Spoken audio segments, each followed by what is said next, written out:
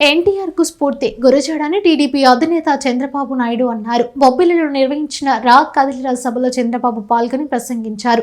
రా కదిలిరా నినాదం 5 కోట్ల మంది ఆంధ్రుల కోసం అని చెప్పారు. తెలుగు బస్సులు ఐటీలో తలెత్తుకుని తిరిగేలా చేసిన ఘనత టీడీపీదని అన్నారు. తనకు కష్టం వస్తే 90 దేశాలు స్పందించాయన్నారు. రాతయుగం కావాలా స్వర్ణయుగం కావాలా నిర్ణయించాలన్నారు. కరెంటు ఛార్జీలు నేను ఉన్నప్పుడు పెరిగాయా? కరెంట్ వచ్చేదా లేదా? నాణ్యమైన కరెంట్ ఇచ్చామా లేదా? ధరలు పెంచకుండా సమర్థవంతంగా రన్ చేశామా లేదా? ఈరోజు కరెంటు రాదు, కానీ రేట్లు మాత్రం పెరుగుతూనే ఉన్నాయి. ఆ పేర్లు నాకే అర్థం కాల.